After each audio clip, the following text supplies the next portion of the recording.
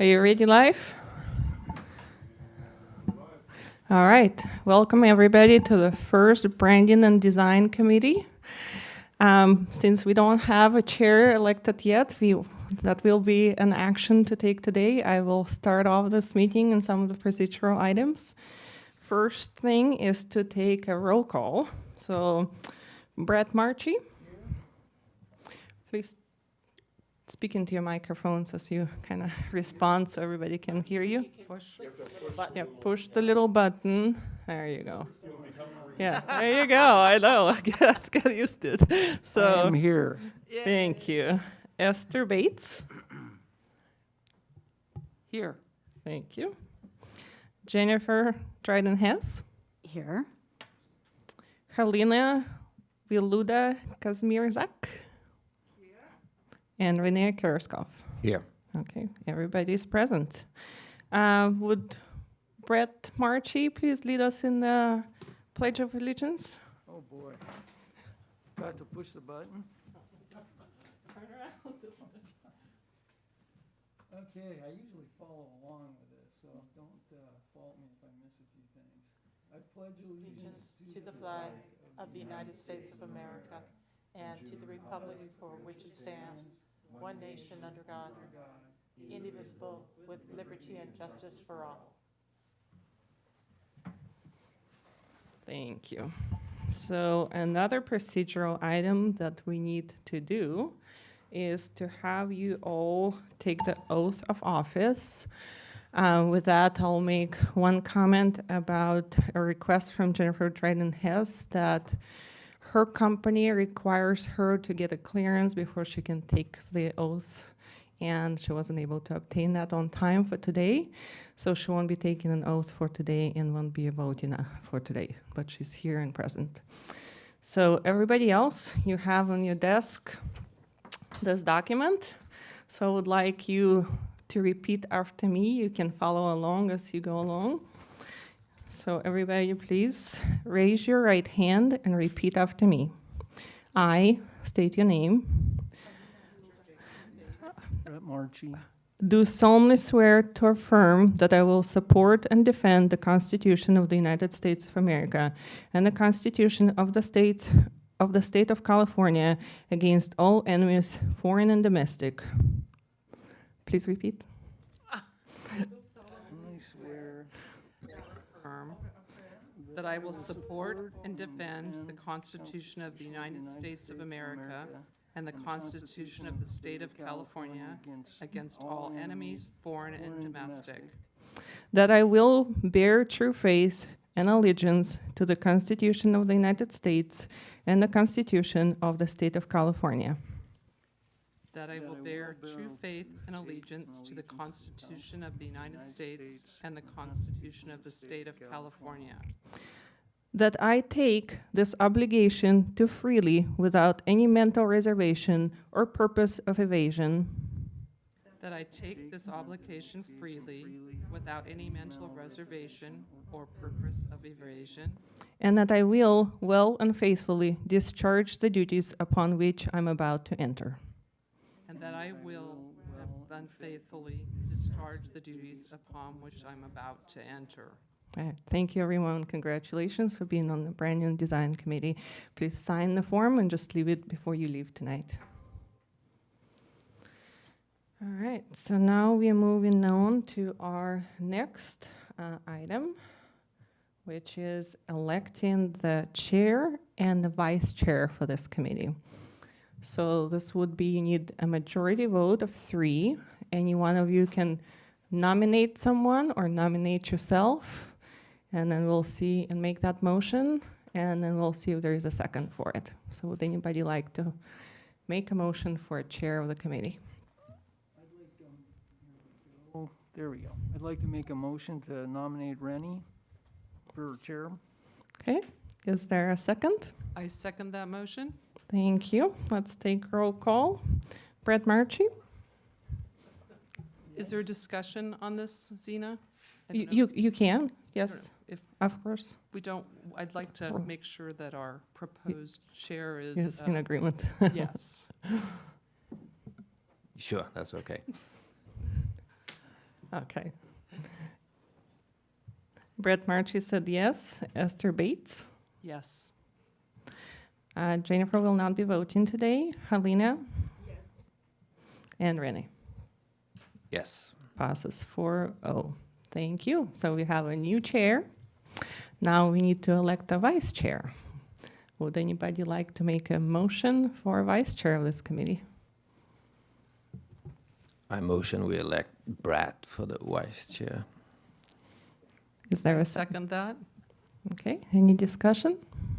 Mr. Marchi? Okay, let's take a roll call. Brett Marchi, Yes. Esther Bates, Yes. Helena, Yes. and Rainey. Yes. Passes 4-0. Okay, now we have a chair and a vice chair. So you can, in the future at least, or maybe now, we probably want to put the chair in the middle and the chair can take over leading of the meetings from now on. And the next item that we have on our agenda is to set a meeting schedule for the 2020 year. So following the BAR standard meeting schedule, those took place on Thursday or second Thursday of each month. You're all appointed through December 31st. So we have today, and then if you stay on a monthly schedule like the BAR used to meet, you would have regular meetings scheduled for October 8th, November 12th, and December 10th. If you feel like this committee would like to meet more often, you may make that motion. And at additional dates, you can also always schedule a special meeting in between of those dates if there is a special need. So would anybody like to have any discussion on this or make a motion to adopt this regular schedule or any alternatives? I'd like to make a motion to adopt the schedule as outlined. Okay. Is there a second? I have a question.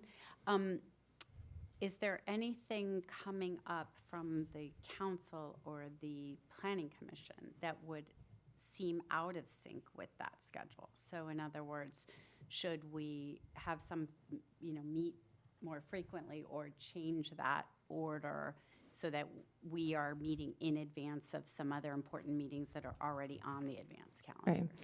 I don't believe that there's currently anything that would necessarily interfere with it, but I could suggest that your next item and last item on the agenda is a review of the advanced calendar, where we can discuss the items that you or staff is recommending that you begin working on. So you could delay this decision until after you look at the advanced calendar and then approve this. Would you like to do that? Yes. Okay, so we have a motion to move this item to after the advanced calendar. Is there a second? I'll second that. We'll amend the agenda. Take a roll call. Brett Marchi, Yes. Esther Bates, Yes. Helena, Yes. and Renee. Yes. Okay, so we'll move to discussion items. Item number 2, which is setting the advanced calendar. So I have put together a few slides to kind of help us go through this discussion. I have provided all of you, it's not supposed to. The BDC responsibility is based on the resolution that was adopted by the City Council on August 24th at the same time as they appointed all of you to this committee. States the responsibilities for BDC as outlined in Code Section 1117.1, which is the duties of Board of Architecture Review. Essentially, the Board of Branding Design Committee has taken over those duties, and those duties include items that are codified in different sections of the City Code, including Title 5, which is Public Health and Safety section, Title 8, which is Public Waste and Property, and Title 11, Zoning Regulations. So agenda number 1 that's recommended for you to discuss and make recommendations is for you to review and make recommendations for language to be codified in the ordinance as the official function and responsibilities for the Branding and Design Committee. So as we go through these, at the end of the presentation, I also have different options on how you could move forward with some of these different responsibilities. You can always direct staff to make recommendations and just bring it to you. And at that point, you review them and you can make modifications and have your discussion. You can, for more complex items, for example, have a workshop, or for certain items, you can also appoint subcommittees to where the two of you could work on a particular issue prior to a following meeting. So this is recommendation number 1 for you to have on your advanced calendar. Then the resolution section 7 also states these guidelines, which states that the BDC shall regularly provide recommendations for guidelines for the review and consideration of new development and sign applications based on issues which periodically arise from its project reviews and in response to requests from the City Council. Such guidelines shall contain review policies and standards for review and be forwarded to the City Council for approval. The guidelines shall be updated and amended from time to time as determined by the BDC and shall be subject to the City Council approval. So recommended item number 2 is for you to review the existing BAR design guidelines and the sign ordinance and have your Branding and Design Committee recommendation then be taken to Council for their approval. Item number 3 is something that we've been long waiting for the BDC to be here and work with us on, which is the design guidelines for Copenhagen closure. So the Copenhagen closure has been closed. It's become pretty much a promenade, European style in the middle of town. We have had positive feedback so far, and the council will be considering on Monday, September 14th, a resolution to more permanently close the street, at least through the end of the year or longer.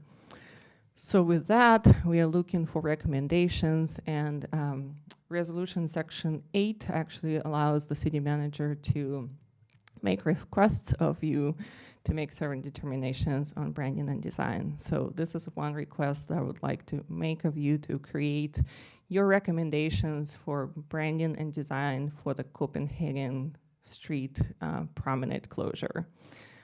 That would be wonderful for us to do as soon as possible, as right now it was a temporary closure for a while. We've done some things, but we definitely could improve on our branding and design there.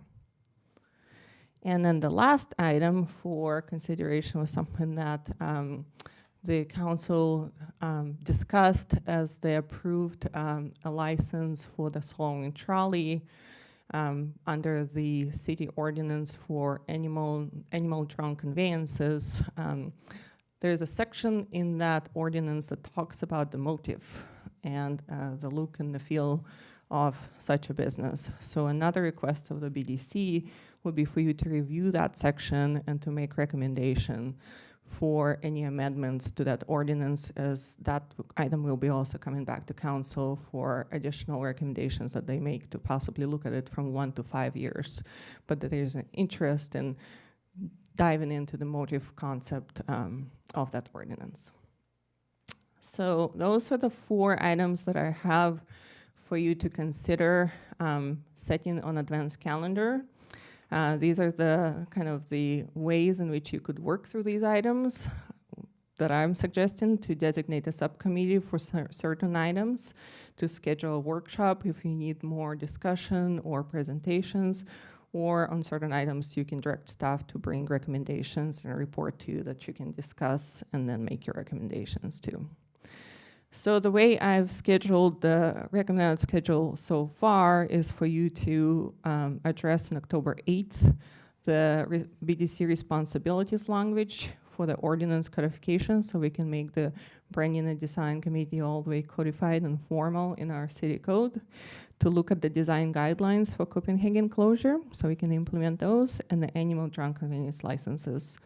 Probably a little bit of a larger discussion, and how you want to proceed with that is the BR design guidelines and sign ordinance update.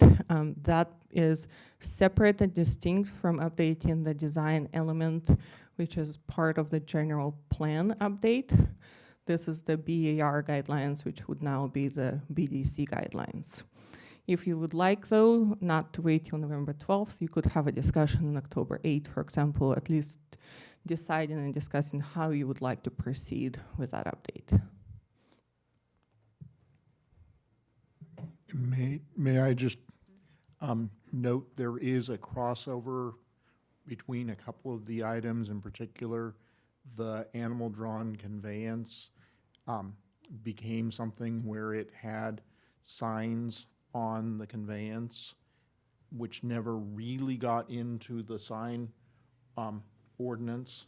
So I think it would be helpful in being able to take something on animal-drawn conveyance back to the council if we had at least some input on your thoughts about whether the animal-drawn conveyance should have signs on it, and if so, what's the process for those to change, for those to, I mean, again, just general, I think, concept about that. Was it signs for that business or advertising? No, they actually, one of the ways that they have been making money over the years is that they sell advertising signs on the trolley. And I believe that it's actually the only instance in the city where something else can have signage on it. You know, so you can't, for example, Chomp can't have an advertisement for a wine tasting room on the side of their restaurant. So, again, I think that that's one of the things that would be helpful for your input on. One more question. On the, when you mentioned that the discussion or the resolution would be brought to city council for the Copenhagen street closure, so I guess my intimation from that is that it's just a discussion at that point, because your calendar says we can come up with some design guidelines post September 14th. So the council resolution would actually be approving the closure for a prolonged period of time. Then, following that, this committee can develop guidelines and implementation plan for actually setting up the street. Because the street needs to be basically closed right now. Right. Yeah, just to further explain the discussion that happened on that, Yeah. the council wasn't going to direct that new guidelines be created if the closure was going to be, and originally it was only going to be for a month or two. So they've now decided that it is going to be at least for a much longer period. And so there need to be guidelines, there need to be things like consistency among signage, what are the. What's permanent, Yeah, what's not. permanent, what's not, what does the what's permanent look like? Do you have people come in and bring in their own furniture, or does the city buy furniture and rent it to the users? Or, again, there's a whole desire to have, I hate to call it a theme, but to have at least a thematic. No, I understand. So there is any other impacts of that closure, i.e. how the farmer's market, which was discussed earlier, or parking is all being handled elsewhere? Yes, so your purpose would be the design guidelines. Got it, 100%. Okay, thank you. I feel as though I need a little bit clarification, because this seems like a very ambitious schedule. Right. In a very short period of time. I feel like I need some direction from, you and staff as to the top priority, and, do we have to codify these rules or accept them as our very first step? And because I think there's a lot of work to be done there, that there's a lot of potential of where we need public input on items and workshops, and that's difficult right now at best. And of course, then there's the more urgent need to address the Copenhagen Drive closure, not just extending it, but I think we really need to get into setting some guidelines and being able to get feedback from the community, the business community, as to what's actually reasonable to expect, and of course have input from the city as to the budget that the city has to put towards that. For instance, I really loved the canopy of lights that they had on the street. Of course, that's gone because it was a temporary rental, but we need to kind of have a definition of some of the moving parts to be able to make decisions on that. But I think most of all, there's really a lot of different elements here, and I feel like we need a priority order from you, because some of this is just gonna take a long time to define, and maybe I'm, overthinking this, but it seems like a lot here all at once. Any I other mean, you put an RFP out for updating the design guidelines, right? Right. And you couldn't convince anybody to No. update them for money. No. So Esther's correct. I mean, to expect them to be updated in 8 weeks by No, I don't think that, meeting I don't, once a month. right. is So a bit- if I may clarify, I don't think we expect it to be defined. So I think the BDC responsibilities language for codification is largely already developed in the resolution. You may add, tweak words to make it more clear so that when people pull it up in the code section up front as to what this committee is all about, but that's probably a doable item that we can tackle. Once again, you can direct staff to make some recommendations, and then you can meet at the next meeting and make your further tweaks and refinements to that language. The design guidelines for Copenhagen closure is something that I think is important, because we want that to be a successful experience, and even a more successful experience for tourism, which is the number one revenue for the city and very important for our general fund and all functions. And that is something that we could, definitely prioritize. It's a little bit difficult, I would say, to give you a budget necessarily. I think I could maybe develop some recommendations and provide you with some information on our budgetary situation. But, it depends on the guidelines that you come up with and your recommendations that you come up with to where certain investment may be worthwhile for the city to invest in, versus just limiting you to some low dollar amount and not be able to really make a difference. And then, of course, the animal drone convenience is just something that we would like to finish up. That's on the table. It needs to come back to the city council for those amendments to the ordinance. So that's another priority. I think the biggest one that you just touched on, which is the BER design guidelines and sign ordinance, which will probably be a prolonged real work effort, and we would really be looking to you to provide with recommendations on how we could go about that. Yes, we have had 2 RFPs out in the last year. The first one yielded 1 response that wasn't the best response, and it was only for the sign ordinance actually, and not for the design guidelines. And then during the second RFP, we did not receive any responses. So we would be looking at your creativity to see how you would be helpful in providing that update and how we could divide and move forward with that progress. My suggestion would be that we schedule that for a meeting here between now and November, and just have that discussion and brainstorming as to how we might want to be moving forward with it and what's really important in the scope of that update. Because frankly, before, even when the RFP went out, the scope was fairly broad. We're have Danish heritage, and please come in here and update this for us, which is probably not the best RFP to put out there. So one of the options could be, for example, for you to develop an RFP language that may be more, chewable and presentable for somebody to come in and help this community. Has the council recommended changes to it, or, is there something specifically wrong with the guidelines that need updating certain areas, or it's just that it's a document that's a certain age and they think it should be updated? Is that, Do you all have copies of yeah. Yeah. the design guidelines? mean, I would note it's a document of a certain age that was perhaps not of extreme sophistication at the time that it was originally created. And in many instances over the years, it's been ignored.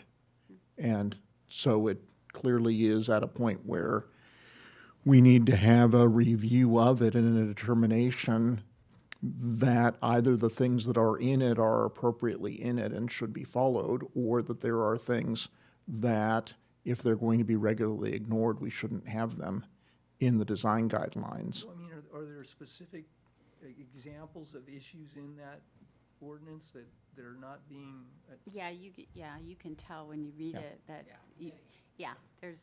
it's easy to see when you read it through that they haven't followed it in certain areas. well, no, I see that. Yeah. I see that. I mean, that's enforcement. Yeah, That's not really the. No, Well, no, some of it's, them are- it's that the BAR, relevant anymore. yeah, the BAR fairly regularly approved things because it found that they were more attractive or for various reasons approved things that are not consistent with the guidelines. Again, I will say it's because the guidelines were adopted in 1985. There have been two fairly significant attempts to update them. I think they both ended up going through the Planning Commission to the City Council, and then I can't tell you why they never got codified, but there were two complete attempts to update them in that 45-year period? Yeah, 35, yeah. I need a little clarification too in, when it speaks to the responsibilities and it mentions Title 5, 8, and 11. Do I have that information that you've provided to me? I'm sorry to sound so ignorant, because I'm not quite clear on some of those. Right. So I think I placed this on your desks. I did print out the section 1117.1, which is the Board of Architectural Review, the main part that speaks to the original setup of the Board of Architectural Review. That is something that can be modified somewhat and aligned with the current resolution better. I would say that that's something that the staff can go through and make certain recommendations. And then we will also need to create language for, I believe it's Title 2, which speaks to administration and lists different committees there. The BAR was actually never codified in that section, so we want to make sure that, and all other committees were, we want to make sure that this Branding and Design Committee is actually codified in that appropriate section. And once again, staff could make recommendations on that paragraph describing your responsibilities, and then we can bring that to you and you can make further recommendations that then would go to council for approval.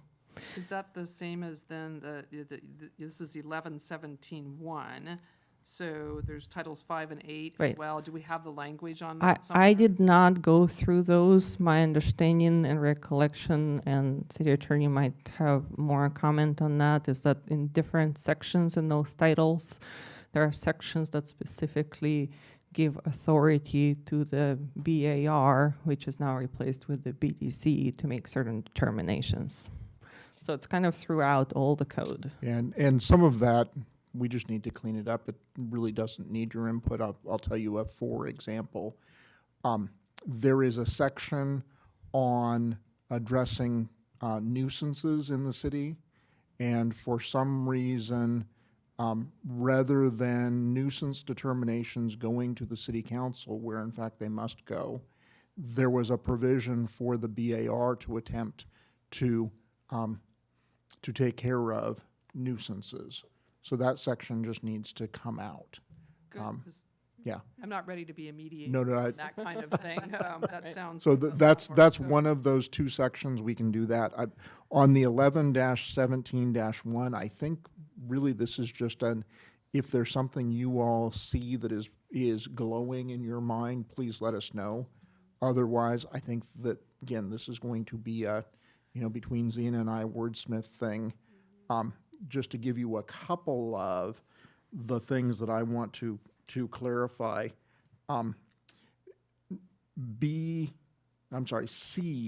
C6 talks about The exception to the architectural review process includes any other exterior alteration to be determined to be minor by the Planning Community Development Director.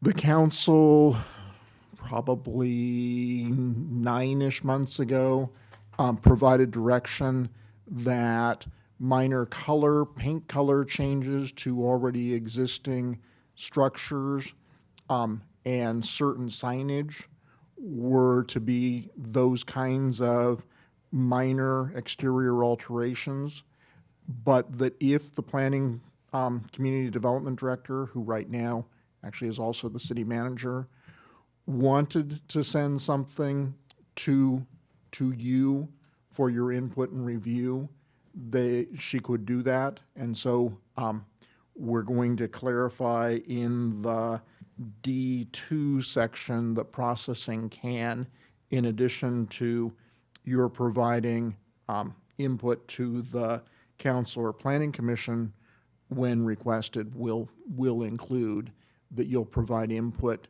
to the planning director on those minor exterior alterations when requested. And then we had a project that we had an issue with over the last many months.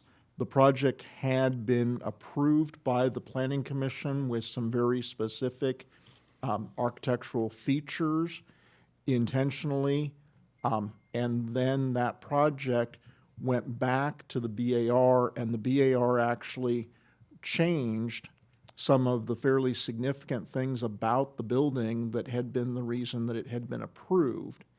And so we need to make very clear in here that when projects come back to you with a request for revision, the revisions need to be in substantial conformance with the original project approval, so we don't end up with the circumstance where an applicant is essentially, choosing which board they want to go to, and then we end up having to say, gee, that shouldn't have happened. So it started at BAR, went to planning commission, and then came back? It had BAR approval, it was a project which required a development plan, went to the planning commission. Again, there were some fairly significant features about the project, also including the paint color, the roof materials, and some other, again, fairly significant features where when you now look at the building, you don't really recognize the building from the plans. But they came in, they asked for the changes. They were primarily changes to decrease the cost of the building. And the Architectural Review Board approved those changes. Well, and I think that's why I'm asking all these questions, Yeah. is in part because I don't fully understand the scope of our responsibilities, our duties, and our limitations. And it also seems as though that's the type of thing where staff needs to also give some input on that, because it seems as though that could have been avoided had been communications, taken place appropriately.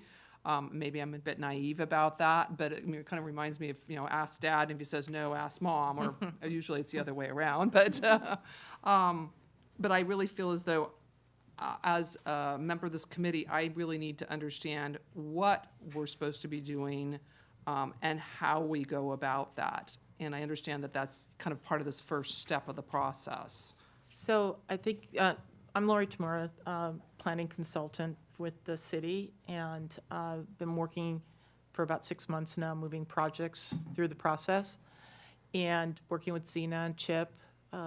It's been an interesting time.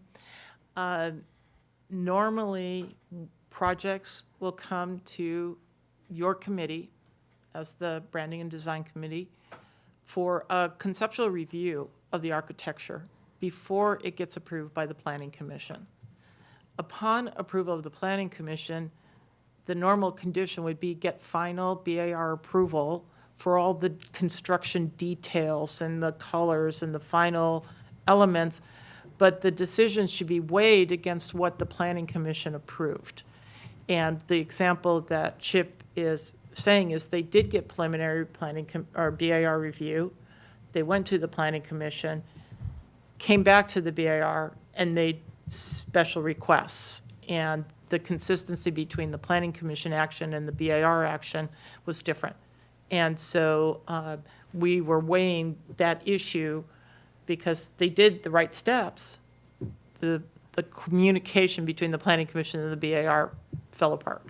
And so that's why our direction will be to continue always, as projects are coming forward, to say, who's the hierarchy here? It's the planning commission's decision with your direction conceptually, and then it's your final review of the construction plans and the details and whatever's in that actual set of plans to say, yes, you have met the planning commission's and our direction.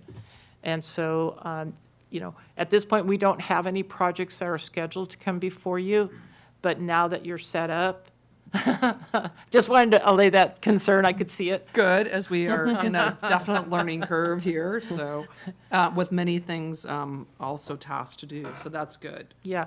We will have a couple of projects going to the planning commission, both in the October and the November meeting. But, they're so far along, we don't want to now add another step in that process. So, as new projects come in, we will queue them up appropriately so that, as all the other departments are reviewing the applications, you also are in the cycle to adequately review them and provide comments on the conceptual review, and then planning commission, and then final review. Maybe a way to make it easier for us is to fine tune these findings a little bit better and Sure. make them a little more specific so that we can hone in on that a little better. It just helps to clarify what our responsibilities are. I think everything is on the table now. Yeah. This is a new day, and, we'll work with you to embed those things into the provisions. And I think you're very right. The section F would be an area that would be very helpful to have your input for what the findings ought to be for an approval. Yeah, I mean, the applicant has them, and it's like, okay, if you've read these, this is what, we're not being difficult, this is what we're supposed to be doing, and it takes it makes it clear. Zena, if I may, I also, thinking about your priorities, I think that, obviously, economic recovery is a very big deal for the city. Right now, economic recovery is based upon what happens in the central business district, both the 2 blocks of Copenhagen that are closed and then anything else that you all may have input on in the other parts of the city that are trying, or that the city is trying to help. If you don't want the barricades to be orange, for example, you may want to give us input that street barricades should all be hay, or should all be windmills, or should all be whatever they should all be. So I think that kind of input sooner rather than later would be really helpful. Well, and that's why I was mentioning, that it's such an ambitious schedule. Tell us what what you want us to do, but again, I think that the whole thing about the staff input is gonna be really critical, because we can, as a committee, come up with all these really great guidelines for Copenhagen Drive, but if they aren't, actually very financially feasible, let alone practical to apply in a short time period, because this needs to happen, now, actually, a couple months ago, because that's really critical to the well-being of our community and our residents and shopkeepers. Well, when the city council was considering the permanent closure, we notified all of the businesses and owners on Copenhagen, and at this point, I don't think we've received any negative comment about the closure. So that just reinstates the fact that we're heading in the right direction, and the city council will hear it on Monday, and then the decisions about furniture and design and all of those things are going to be able to be more solidified. and come Is- for you. Are there mechanisms for the city to communicate with the business owners and that are along the directly impacted part of Copenhagen to poll them potentially or anything like that? I don't know if there, if there's email lists in place or how that takes place or if it can take place. It can definitely take place, both by letters and emails, yes. I also think things like, in your specific example, there used to be a canopy of lights. The canopy of lights was beautiful. The canopy of lights is now gone. We're now heading into the period of days are getting shorter. Precisely. And we're going to need probably a canopy of lights back. If that was a direction from the BDC, I would think that's something Xena would take to the council with, with various estimates of, this kind of canopy costs this canopy costs that. But I also think we'd like your input on, when you say a canopy of lights, do you mean little tiny twinkly Christmas lights? Do you mean, what do you all have in mind for what the look of the city ought to be in its canopy of lights? Right. And, go ahead. You use the word permanent, and then sometimes you use the word long-term. I kind of understand permanent, but Right. then you wobble back to Right. long-term. Is it, we're just here to design or Right. to come up with recommendations for the look and So- feel, not to make that decision. I want to make that I clear. think that decision will be more clear after the Monday discussion at the council. They used the word permanent in making it a permanent promenade about the Copenhagen Drive, but there wasn't much policy discussion. And really, are we just talking about the setup of the furniture and the lights and the design of it, or are we talking about more truly larger permanent, discussion, which is a consideration for them to give us policy direction on Monday, because obviously if it's just a design and setting up for the COVID-19 structure, that's you're primarily here to design that. And if it's something that's a lot more permanent, which could be maybe a later discussion as well, depending on what they do on Monday, but there could also be elements of the general plan that are impacted by that, and maybe a bigger conversation with a lot more, community involvement in that. So we'll know more on Monday. So by the time you are discussing the design guidelines, you'll have that information with exactly what you're working with. But I would expect that we will at least need some design guidelines for the duration of the COVID-19 and kind of the now and here situation. I would suggest that you probably, as you start to think about it, might want to think about it kind of like a menu of items or prioritization of, the things step program exactly to where then the council would be able to consider, lower items, budget items versus, everything that you might desire. Well, because I think of, as Renee was saying, the, long-term versus permanent, because permanent, addresses the whole, is there going to be parking? If there isn't, the street doesn't need to be shaped the way it is, and, all that kind of stuff, which is way bigger conversation than can be addressed in time to deal with the holiday season Right. in downtown Solvang. And if I kind of get the gist of what I'm getting from, you, Xena, and staff and Chip, is that this is something that would like to be information and feedback so that this could be implemented ASAP. Right. Am I understanding that correctly? I think my recommendation would be, regardless of any more permanent, larger steps that may be taken, one of the recommendations would be that they direct staff to work with this branding and design committee to come up with, immediate design guidelines and implementation plan for Copenhagen street closure the way that it is essentially right now for businesses to be able to operate. Is there a way of starting work on that without having to address these much bigger scope of work items?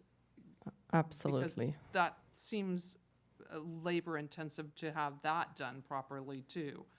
Yes. Um, I think that the biggest item here that may be a little bit confusing in a way, I don't think that the design guidelines for the Copenhagen closure need to wait on or be aligned with the design guidelines update for BDC and the sign ordinance guidelines, which is a bigger work product.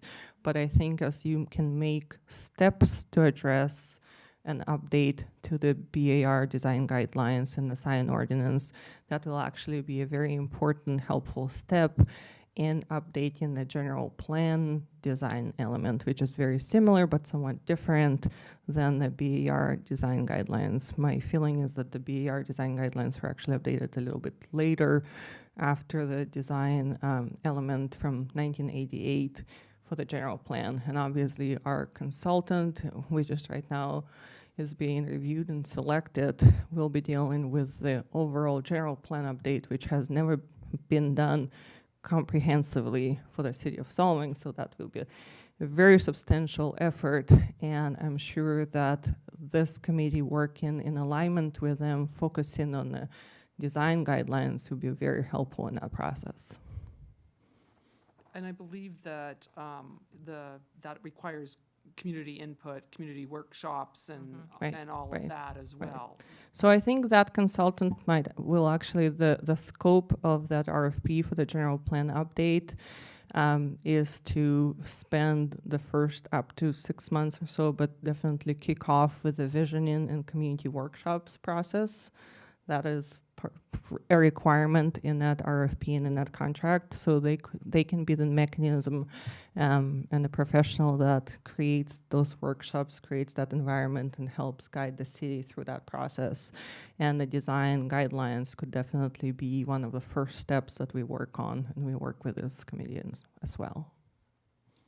So Zena, would it be okay then to say that the two priority items are Copenhagen, the current Copenhagen closure, and then to the extent that there is a motif or thematic that involves the trolley, we'd like to have some input on that motif or thematic.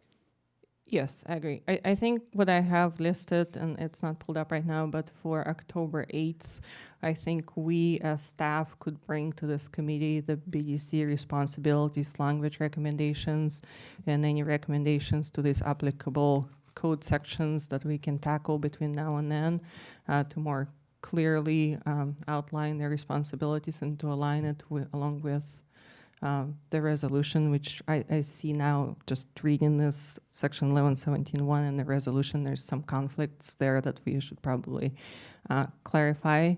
So we as staff can do much of that, and then we can definitely prioritize, I would say, the design guidelines just for the Copenhagen street, focus on that, and yes, the motive for the animal drawn convenience. Would it be a possibility for somebody to provide us with a series of pictures of Copenhagen, while we sit here and discuss the items? I mean, Yes. it's almost like we should be out there on the street and Yeah. walking with the group talking about it, but we can't do that. You actually can. Oh, we can? If you wanted to schedule you could schedule a portion of your meeting to be on Copenhagen, and that may be an appropriate thing. You also, if you all were to decide that meeting should be at 5, so that you can be out there when some particular thing is happening, or At farmer's market? yeah.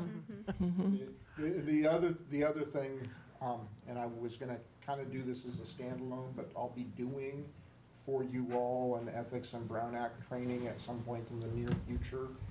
I'll do the really short version of it because I just brought up the idea of being somewhere else. Right. That's totally fine as long as we notice it appropriately. I would just urge you all, do not talk to more than one other member of this board about anything that is within your jurisdiction. And of course, that doesn't mean just at one time. That means don't do serial discussions with other people. So once you pick your one other person to talk to, it's going to be just that one other person. And then I would urge you, something that is really easy to do and we're gonna very strongly try and make this not happen, but is to have serial meetings happen by hitting reply all on emails. So please do not ever do that. And I'm sure that Lori is going to instead, when she sends anything to all of you, it will be very clear that you should only reply to Lori, not reply all and begin a discussion. Isn't by there a email. safer way, I'm on the county board across the way, isn't it safer to just send it to each of us individually, or is that too Well, much work? One of the things that I do, you would notice, I always blind copy, and I say blind copies do not reply all. So when you reply all to blind copy, it doesn't actually copy everybody. I'm sure we're all multitasking. Right. mess Make a up, mistake. uh, Can I ask a naive question, another one I would say? What is your recommendation for collaboration then? I mean, what is the most effective way to collaborate under the Brown Act? And so that, because it's inefficient, I think, right, to come only once a month to get this kind of work done. Maybe that was my naivete signing up for the job. But it just feels like I need your guidance for how you see that working best. So I hope I don't get myself in trouble by making this recommendation, but I think particularly right now as we're jumping off, it may be that you're going to need more than one meeting a month. And it may be that we need to, on a very early basis, notice something as a workshop and let you have the more informal workshop environment for discussion. And I would say, you know, the what to do about Copenhagen, to me, is exactly the kind of thing to let you all have a workshop, go to Copenhagen, walk around. We will notice it, so if anybody wants to come and join and walk around with you, they can. And then, you know, maybe come back here with, you know, with an overview of the street, and you can all have your pens or whatever it is that works out well. And the only thing is, we need to notice it and let it be transparent for the public. So my understanding is we cannot collaborate in group bigger than 2, yes? Okay, yes. among the board members. Exactly, and again, you can't collaborate with 2 And then move on. and then move on and become a second set of 2. Yeah. But just to clarify, and one of my questions actually did revolve around Brown Act training. So I think it's really important because it's got so many nuances to Brown Act. I think we really, you know, I'd been asking Zena, it's like, isn't there a video thing for this? Because to read that, you know, 60 whatever page packet and be able to retain it is, you know, up when you're sitting here is difficult. But if I'm talking to Brett about item 3 on next meeting's agenda, can I then talk to Jennifer about item 2 on the agenda? See, I'm not even clear on some of those things. So, yes, technically you can, But, but again, it's usually when it feels to you like you're in a gray area, stop. right, because it's the perception Right. as well as the And actuality. it becomes so difficult when you're having the discussion about item 2, and Jennifer says, well, yeah, but what do you think about item number 3? Or doesn't item 3 And- impact item 2? Yeah, Exactly. yeah. So again, my personal preference is to create more opportunity for you to have discussion that's clearly in the public. And then there's both no actual problem and no perception of problem. And you probably will find that having more than 2 of you discussing the same thing at the same time, it's going, you know, there's almost always going to be a better work product when you've all heard what the discussion was coming into a particular thought or recommendation. Well, especially as we look towards Copenhagen Yeah. Drive. I mean, we can't sit here and make decisions without having a lot of conversation, and I think your request about photos, sparked the let's go see it, and I think that's really important. That said, photos would be helpful as well, and, Well, different site times. plan photos, like, Mm-hmm. background, accent, I mean, I don't know, I have to have a lot more information than Right. just, what Right. you know from walking down the We, street. well, we, It definitely is a collaborative effort. Well, and Saturdays are different than Tuesdays, and I think different from farmer's parking. market day. Yes, exactly, and parking factors into this too, Yeah. and access, and, there's just so many different elements And I to think it. we need to understand what you expect the client, Yes. right? Because design is a phase thing, Right. Concept, planning, documentation, implementation. What resources do you give us? Are we expected to do specs on what we like, or or you just talking concept? I think that if you happen to know that Because some of this is time consuming. Right.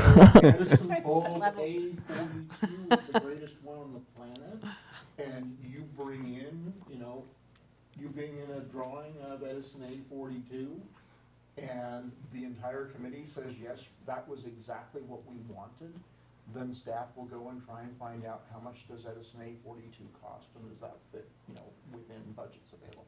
Or, But I mean, to do it well, you need renderings and Yeah, drawings. I was about Yes. to follow up So- with that. So do we Yeah. have budget for an architect to do that? or does, If we say this is worth our while to make it understandable for the public or I, whatever. I think potentially yes, if that's going to be the committee's recommendation. Obviously, there's also a time element in how detailed and really planning and designing you get in this process. To do it well, right, and to communicate it, the biggest issue that I see in my career is that lay people cannot visualize. As much as you try to explain it, they just can't. Some people can, but a lot of people can't. And if you really want people to adopt it and be excited about it, then you want a rendering. I just feel pretty emphatic about that, if you want people to be excited about it. Otherwise, they're just waiting for it, and they fill in the gaps in their head, and then when it comes, they say, oh, I thought it was going to be this. And that's not a recipe for success. Right. And then there's also implementation after you have the rendering, because they have seen something that looks a certain way, and you have to actually find those things. well, and that was what I was gonna mention, so, there's the whole concept, and say there's specific seating, for instance, that's desired, and it's available, and it goes through this whole process, and then people start, actually coming to the point where they're gonna obtain this, and that's no longer available. And that seems like a very strong possibility. So, because of the time element and the very high demand for a lot of these components that go with these closed downtown areas everywhere in the state and country, so. Right. So I think my personal, and that may be not where this committee goes, but my just thinking about it is that the government's real purpose is to create guidelines and to regulate. So by this, we are creating guidelines that guide how things should look. Within that recommendation, we also have the consideration of, does the city actually purchase all of that? Within that, if you purchase it for the businesses on Copenhagen only, is that fair for the rest of the community? We can also have an option of the government helps purchase things and then charges back to the, owners. Obviously, that's imposing certain costs that they would have to recoup, but we are also allowing them to operate on the city streets. And then the last option is the least invasive, where we just provide with more broad regulations and designs, but give more room for businesses to purchase their own things within those general guidelines. Is it safe to say right now, from expediting this process, you're looking for some unifying elements there. Right now, it's sort of helter-skelter, and everybody's kind of done their own thing and gone to Costco and bought. Right. And so to get something, the temporary stuff that's there now will probably, sounds like will become permanent, and we're trying to address those items. We're not trying to redesign the street and put fountains in and things like that at Right. this point. We're just trying to clean it up and get it more unified. Exactly, I think. Something like the lighting would unify things. Mhm. Look less temporary. Yes. But bring the Intentional. scope down a little bit. So we are talking temporary and not Well, but- permanent. I think it's a long-term temporary for now. No full redesign of that street, that's not what a design review board's for. I mean, that. Right. No, Right. An RFP out Yep. for an architect to redesign the whole thing, or a landscape architect, and we're not there. right, It sounds like the emergency right now is to just sort of clean it up. Is yes, that more, yes, I think you hit it. But then, like, I think we all don't like those orange pylons. I don't know the name. the Barriers. Barriers, yes, street barriers. But on the other hand, it will be very difficult for owners who already are losing business and they cannot even have guests inside, yes, in the normal amount. So we don't know how temporary is this and how long that temporary thing will last. Right. So is it even feasible to, start changing things like those street barriers? Well, I think what we are trying to clarify with council on Monday that we know that the pandemic is going to probably last through the season. I mean, it's probably safe to assume that we have to be able to operate in this type of condition at least through next summer. So that's a pretty substantial period of time to where it's worthwhile investing in, yes, a more unified, clean, nice setup, which, yes, if you had some comments for businesses that are outside of Copenhagen, just with some general guidelines, that would help too. Obviously, some things like those orange barriers, those are actually, Caltrans, aren't they? K-rails. they are approved for specifically blocking, a car coming off the road. They're a safety element. Are there other safety elements? Yes, you could have, the big concrete gray barriers instead, but they're not going to be. You can put something on top of them and, make it look better, but unless you're talking real, truly permanent improvements, that's going to be kind of the limitations of us. Well, so then, I'm working in the nonprofit world. I'm very big on building on other people's successful plans. Can we, can staff inquire with Santa Barbara? State Street closure seems to have been immensely successful. I have to say, I haven't actually gone down there in person. I've only seen it on, TV, but it looks cohesive from what I've seen. I think San Luis Obispo is doing it too. Can we see how these cities are directing in their businesses to kind of keep the cohesive look? I worked with some of those businesses on that, if you want, I mean. You want to come into the?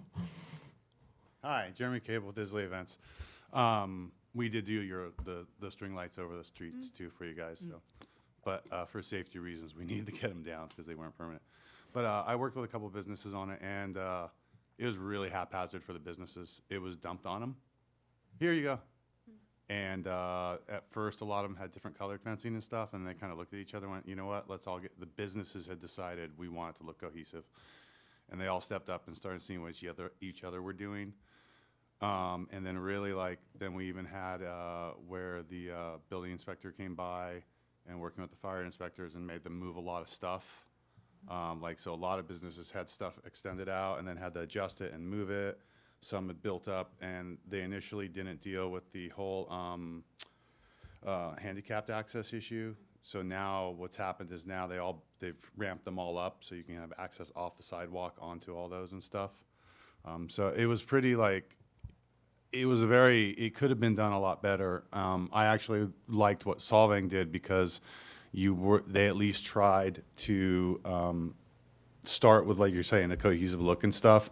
And if you go like street to street, it's not very cohesive actually. If you start going up the blocks, and even like that 500 block is, it's kind of like, I think it works because it's such a mishmash of furniture and stuff that as you go, it works for you, so. But they did put it all on the business owners, and that's some of the contention they're having now as they keep changing the rules for them to operate is, they're like, wait a minute, I spent all this money on this, what now? So I do caution you, if you do it with business owners, keep that in mind too, if you're gonna ask them to foot that bill. But on the other hand, it's a lot to ask the city to go put that out there too, because the businesses don't always appreciate it either, so. All right, that's my comments. Well, and that's interesting because, I'm hoping that there's somebody that has a successful model that we could build on. So what you're saying is that really a lot of it was driven by the businesses and business owners themselves. And I think that is happening in Solvang, but it's very haphazard. There's not the cohesiveness that was there at first was rented, and that budget has expired. Right. So that's exactly one of our goals, that we wanted to make sure that we are clear on what we are asking businesses to do, and that we are clear with the council on how long everything is going to be closed before we ask anybody to make investments for this longer term closure and investment in this cohesive look. Can we try and schedule to meet out there the next time? Yeah, I- absolutely. I'm wondering if given this discussion and the fact that, stuff's gonna be here faster than we expect, if you all want to try and schedule a workshop that is sooner than October the 8th. Right. Maybe meet every 2 weeks. I mean, But can we meet? out You in can, yes, Copenhagen yes. and- okay. Yeah, I think and I just had one other comment, that one thing they did do initially when they were first doing it is in each block, they didn't give them much notice, but they did meet with, the city went out, a rep, and it would be great if you guys did, I think, with yours, but in Copenhagen, it's obviously small enough to do that, and they met with everybody. They all got together as a group, had about an hour discussion about it, and then they went about their way, so. You may want to, for example, schedule something as soon as next Wednesday, when the farmer's market is out. There is, again, it's probably the busiest time, and the time to see what kind of consistency might be accomplished. And then I know that Zena's going to be getting requests from the farmer's market as we start heading toward the colder, darker time of the year, and it would be helpful to get your input, I think, on some of those things we already know they're going to be asking about. Well, and I think that realistically too, that some of the businesses that are operating on the street now are going to be limited in their ability to do so as the weather changes. The days get shorter. It's raining. Yes. Rumor Wind. has it it's going to happen. Wind, Yeah. yeah, or 122-degree heat. So, Okay. I was going to look I at my agree calendar. with meeting more in the short term, just to get over this hump, and get through the collaboration of it, and then we can drop back if we want Yeah, to. absolutely. But for the beginning, I feels like we need to get together more often than once a month, to me. Can we? Yes. Like, because of the urgency of the situation, that if you actually want us to be able to come back with input that could be implemented, we can't do that with meetings once a month. Right. I agree. Would next Wednesday work? And Wednesday, I know it's Farmers Market Day, is that the days, I know it's the maximum number of kind of things in the street. Is that the best day to look at it, you think, is Farmers Market Day?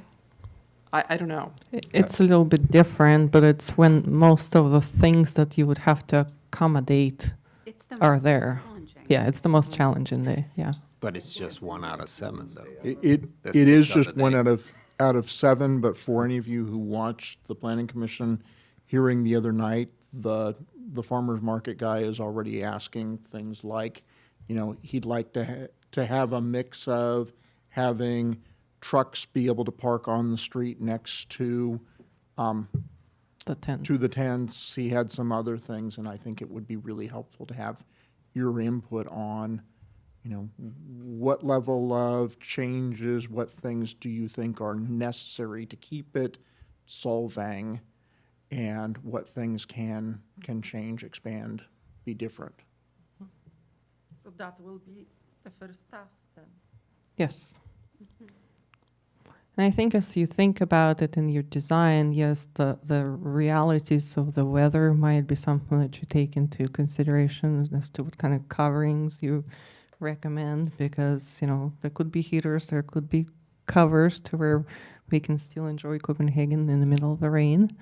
With some of the more technical things that might come into your play, you know, the traffic, or, you know, getting maps of measurements and the fire department requirements, all that kind of stuff we can provide you. We have staff that has those expertise, so we can provide you with drawing of the street, how wide it is, you know, what are some of the requirements that would have to be maintained there for fire access and for traffic. So I think about going downtown, I feel like that's great. We need to go down there for sure. But I also feel like we kind of need to know what's possible down there and then go down there. In other words, we could go down there and go, oh, we should do this and that. And they're going, no, the fire, you know, department doesn't allow this. And, you know, there's this setback and stuff. Does it make sense to know what some of the limitations are in Yeah. advance of going there? May I suggest that what you may want to do is come meet here, in which case you probably want to do it earlier than 6. I would expect Zena can probably have maps, you know, an air view of it, and perhaps have Matt Vanderlinden be also available for some of the physical things about the street. And I think probably between the 3 of them, they know what the fire department requirements are and some of those other requirements. And again, Matt can also tell you things like, you know, where are the electrical plug hookups? What's possible in, you know, in a short time, a medium time, a long time. The fire department has already made some recommendations for the city council next week. There is a clear zone, 16 feet wide in the middle of the street that they want to keep clear. And basically it goes from the paint of the diagonal parking spaces is about 17 feet across. So you can pretty much visualize what the fire department's looking for, a clear path. They also are concerned about being able to go from that path to the door of these businesses and have a clear path to each door. So if something's happening inside that business, they can take their gurneys in there or get into the businesses. So there's already some input from the fire department on how to space things out so that they can still provide health and safety coverage for what's happening along Copenhagen. Do we have that schematic of what they? This was a recommend? response that just came about Ah. 2 days ago. It won't take us long to put that Yeah. together. So, and that happens at the council meeting on Monday, so that in theory, that would be available if we do it a walk next week. Yeah, I am wondering if you might want to consider taking a little bit more time to just kind of get your grips with all the limitations and rules and regulations, and then maybe do the meeting on the 23rd farmers market. And that would also allow us more notice for, you know, if anybody, the businesses or anybody else might want to come out and join you out there. So, I think we should encourage them to. right, exactly. Yeah. And we'll have more exhibits and things for you. Yeah, okay, for me, Wednesdays are difficult, just throwing that in there. So I have a board meeting on the 23rd that I don't have an option on rescheduling. Would you like to do, You can- skip the farmer's market Well, and just do it on certainly a the rest of Thursday? them can go to farmer's market too, so. It would be optimal to have all of you on Copenhagen Street for a workshop. So are you talking about 2 weeks on a Thursday here to discuss more of the limitations and then a Yes. different day to go to farmer's market? Is that Yes. what I'm understanding? Mhm. That would be my recommendation. So it'd be like the 24th? Is 2 weeks from today, staying with the Thursday? I don't know, what works for, yeah.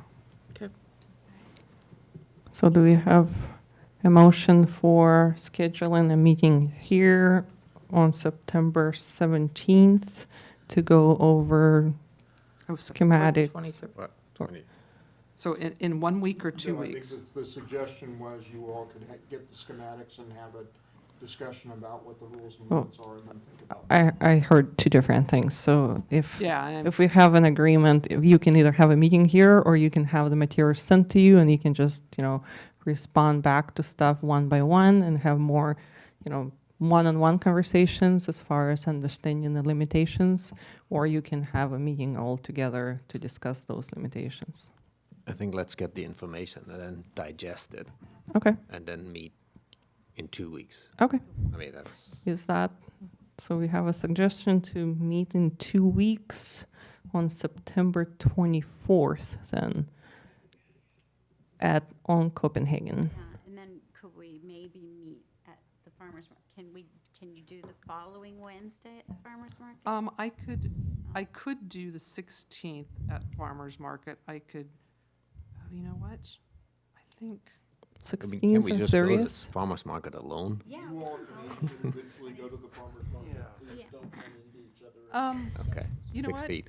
I actually can reschedule that 23rd because there's 5 Wednesdays. I will try and schedule that board meeting for the 5th Wednesday instead of the 4th. Okay. And what, would you like to do that at 6 o'clock in the evening when it's getting a little darker? Or would you like to do it during the day hours? Run the farmer's The farmer's market is But- gone by, 5 o'clock is almost. Yeah. 5 o'clock is done, yes. Or I believe So we'd 6 like to- o'clock to is when meet they at, like, wrap up 3 fully. or something almost. I don't think it starts till 3:30. 2:30, 2:30. yeah. And days are getting shorter Yeah. too. Just to be clear, were you talking about having the information emailed to us that then we could meet here to briefly discuss and then go down to farmer's market Yes. all on? Each one of you or two of you at a time could request a meeting with staff of whichever staff, depending on your questions, would need to be there. Well, I think the question was, as far as the logistics for the day of the farmer's market, So like if we met on the 23rd, could we meet here? here.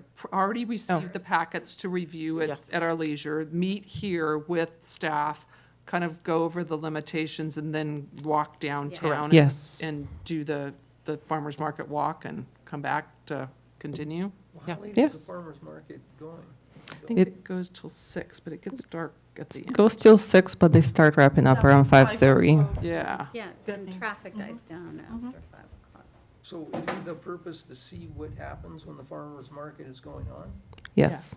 So aren't we gonna miss it if we meet at 6, or? You- we do you- that We were talking about individually? So the discussion right now is for you to pick a time earlier in the day when you go to farmer's like at market. 3 or something like that. 5 o'clock, let's say.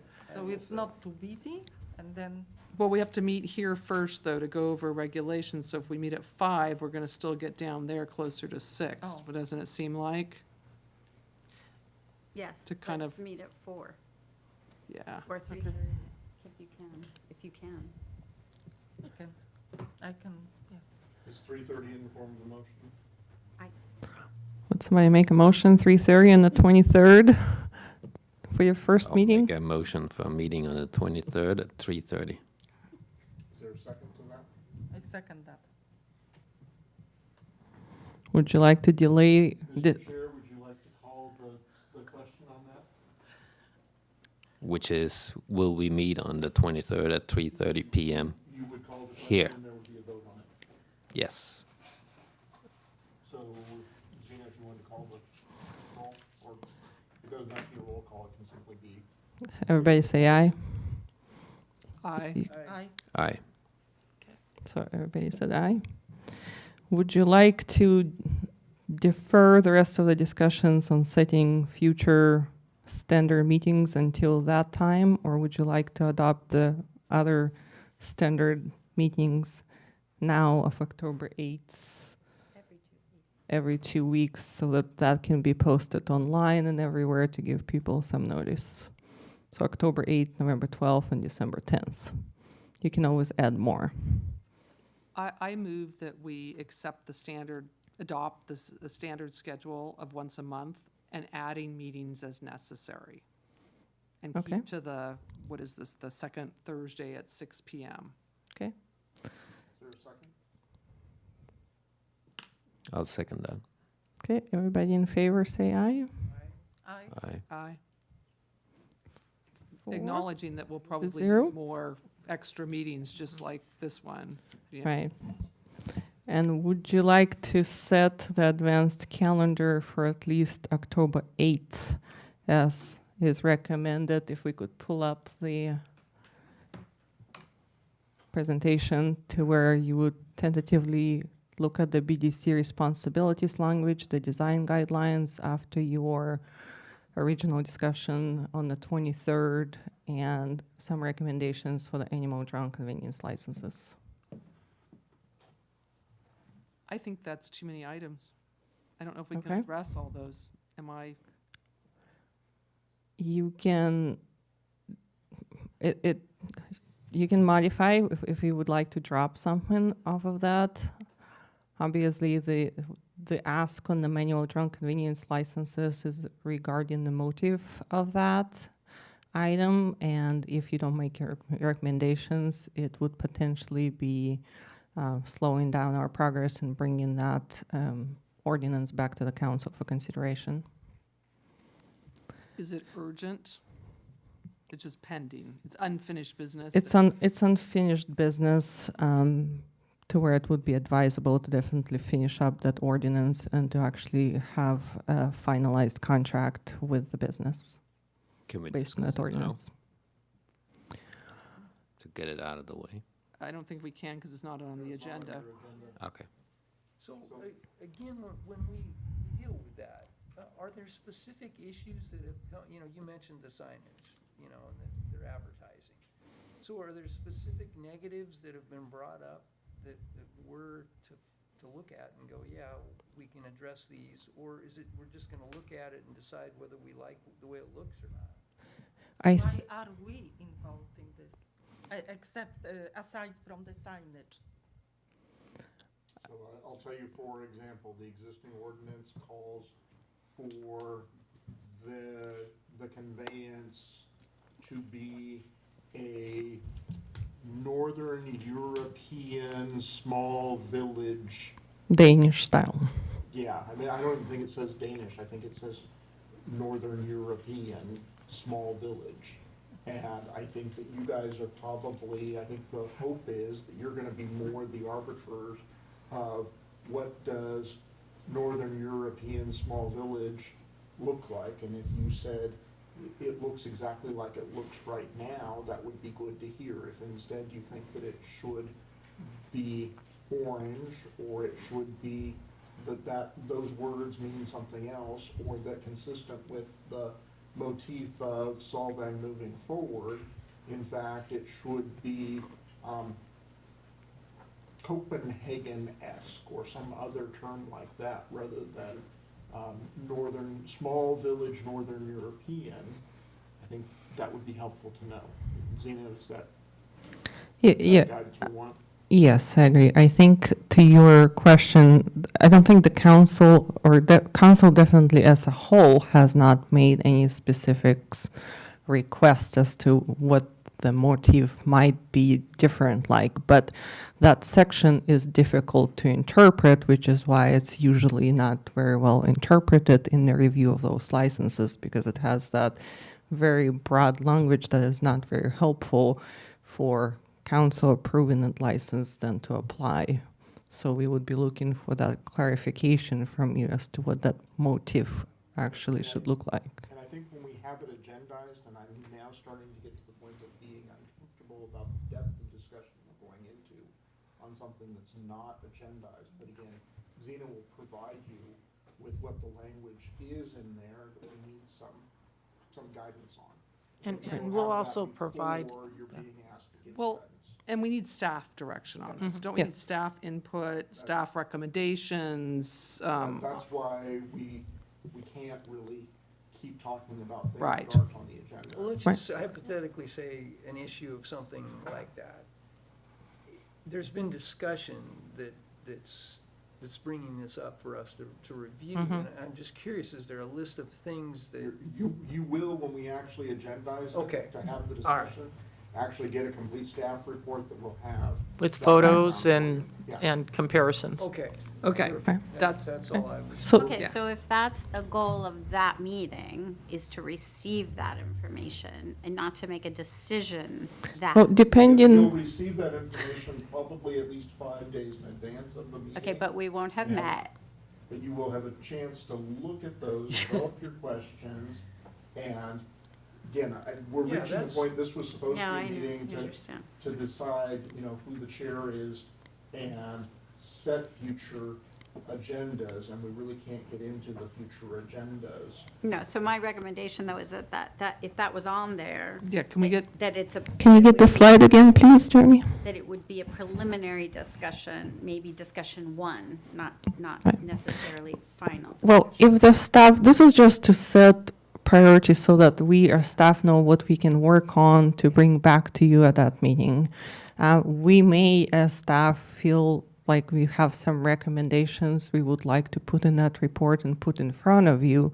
And then you always have the ability to discuss and decide whether you would like to adopt those recommendations or whether you would like to provide different direction or table the item for a future item or provide us with additional items to come back with. And so with Copenhagen, is that the same? There's going to be a staff report on Copenhagen spelling out? Yes, so I think what we would provide to you ahead of time, ahead of the 23rd now, is just information on Copenhagen Street, the history. There will be the action item from council from Monday and what exactly that resolution is going to look like that you would be working with. We'll provide you with the schematics of the area of that street with the widths and all of that information. And then I think the purpose right now of the 23rd, there may be a staff report guiding you with that discussion, but it's more of a workshop type of environment where we'll invite public participation. And then when you come back again on October 8th, then hopefully there will be more actionable items for you to consider and make decisions on. to clarify too, on the 23rd, the pre-meeting here, the walk in town, and is that followed by more discussion potentially here back at City Hall, or that's that, I don't know how a workshop technically I believe works. if you all decided, and I think it would probably make a lot of sense, to come back here and have a post-walk-around workshop about the item. And that way we can, we'll then be able to take notes, the public will be able to give input to the extent there's public. We can, again, we can have some more formal structure to a discussion after we come back here. I think walking the street, it will be really helpful for you all to be able to say things like, gee, I wish the cable were 2 feet higher when the lights are replaced, or, shouldn't we all bring back the bird houses and they should look like that green bird house? Those kinds of things, but then we can come Okay. back here and I was thinking more like, the overall aesthetic of it. But I think really important to this is my question earlier about ways to communicate with the, the merchants and the owners downtown. Because I think that ultimately, they're the ones that are having to work with this structure. And I don't have a business downtown. I think there's only one of us here, well, two have businesses in the area to be able to give feedback. So it's really important that the community be advised of their opportunity to speak, and soon, because 2 weeks isn't very long Right. to, We can definitely advertise that, put posters, send out notices. and Not that I'm emails. really looking forward to a huge group of people, but I think it's really important for transparency. And it's, again, having done these things for 30-something years, it's gonna be much easier to have the public give them their more structured comments if you come back here after the walk around. And all 5 of you will be able to hear them rather than, I was looking at the birdhouse over there while you guys were having that great discussion about And they go on the grid record. and structure. Is it possible to leverage things like Chamber of Commerce or other organizations in the city to get that feedback also as part of the report? We can. One of the things with the Chamber of Commerce, that it represents the members of the Chamber of Commerce, which is not every business in that area is a Chamber of Commerce. I mean, they can be part of that Right. discussion, but we'll need to reach out more broadly to make sure that we receive feedback from everybody. But we need to acknowledge, we're just dealing with the look and feel of Yes. closing Copenhagen Drive. We're not Yes. dealing with the decision to do it or not. Right. Right, And I think that needs to be really clear Yeah. yes. Yes. as we sit as volunteers up here. Right. My suggestion is the notice go out after Monday night's meeting. Yes. No, it definitely needs to go out after Monday night meeting. So we'll get direction from the council on the decision about the closure. And yes, you're asked to come up with design guidelines, which also it may, intercept it within itself with other considerations such as safety considerations, but those are just limitations on your part rather than the recommendations that you're making. Okay. Okay, so are we okay with setting this October 8th at least advance calendar?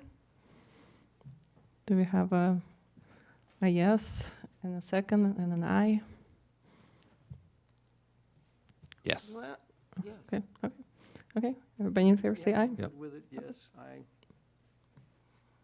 Okay, thank you.